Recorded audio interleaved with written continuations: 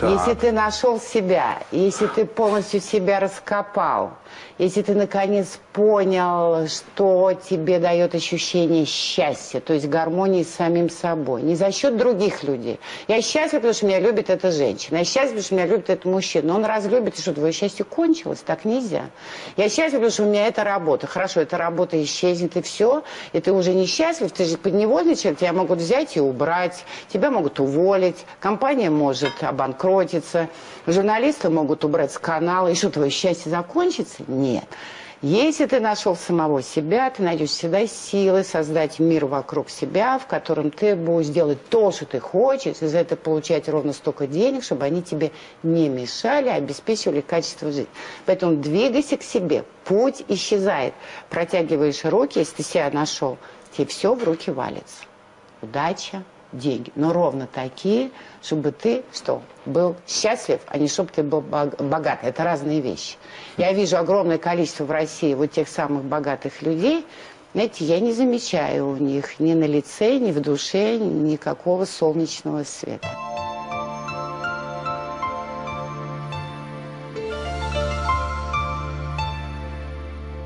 How do you want to be remembered? I don't know. I'd like to feel that I've lived life to its full, and I've hopefully made some difference. And I'm sure that's how all of us would like to have made a little bit of a difference in our lives.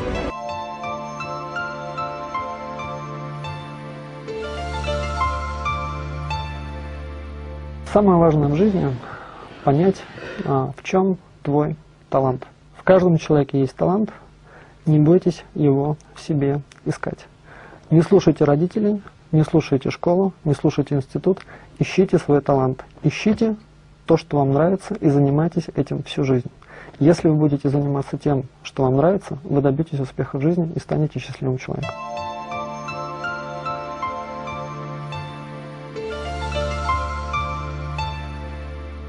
Я знаю, кто я.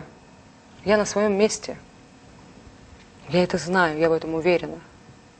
И в этом есть моя самая большая правда и сила. Уверенность. В том, кто я и что я.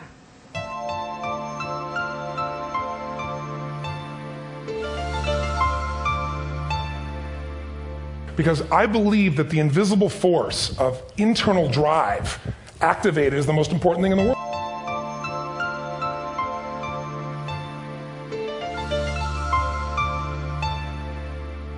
So how do I define success? Let me tell you, money's pretty nice. I'm not going to stand up here and tell you that it's not about money, because money is very nice. I like money. It's good for buying things. But having a lot of money does not automatically make you a successful person. What you want is money and meaning. You want your work to be meaningful, because meaning is what brings the real richness to your life. What you really want is to be surrounded by people you trust and treasure, and by people who cherish you. That's when you're really rich. So lesson one, follow your feelings.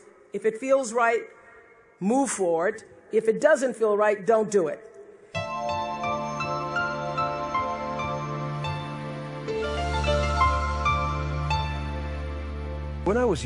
Когда я был моложе и писал музыку, все, что я делал, было нацелено на коммерческий успех. Я как бы держал руку на пульсе. Это было просто. Становясь старше, я ощущаю, что не держу руку на этом коммерческом пульсе. Но в то же время, я думаю, музыка стала больше значить для моей души. Написание музыки само по себе вознаграждение. Ясно. И я, в общем-то, не думаю о коммерческом успехе. Приятно записывать ее, приятно получать за это гонорары и так далее. Но музыка питает мою душу, и чем дальше, тем больше.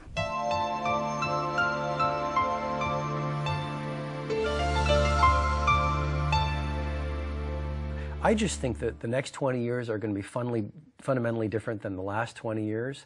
And I think when you look at the debt that some countries are carrying, you look at the population crisis. I mean, we're 7 billion right now. We're going to be at 9 billion by 2050. We're going to hit peak fish. We're going to hit peak oil.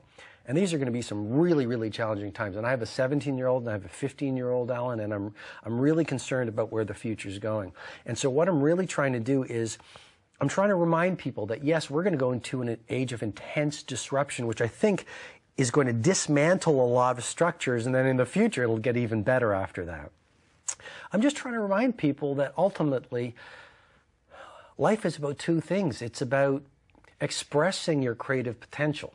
I mean, we are born into this awesome potential, you know, not only to be Picasso and Steve Jobs, but to be great painters and great teachers and great police officers and great broadcasters and great moms and fathers. And a lot of us, the reality is we have just lost that connection to our creative potential. We had it when we were 5 years old and when we had a sparkle in our eyes, and we've lost that. And so, and one of the themes that you seem to explore here is that what kind of obscures that connection is our quest for things. yeah. There seems to be not an anti-materialism, but a caution about materialism that runs through all of your work. I think so, and I don't think there's anything wrong with having a nice house and material things. But if you look at most people's gods seem to be things.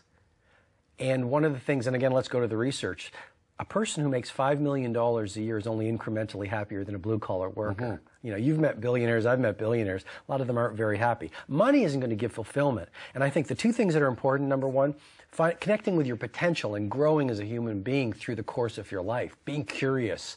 And number two, using your life, whatever your work is, whether you are a taxi driver or a police officer or an entrepreneur or a CEO, using your life ultimately to create value for other human beings so that when you get to the last hour of your last day, you've left the world better than you found it. And to me, that's the greatest source of fulfillment.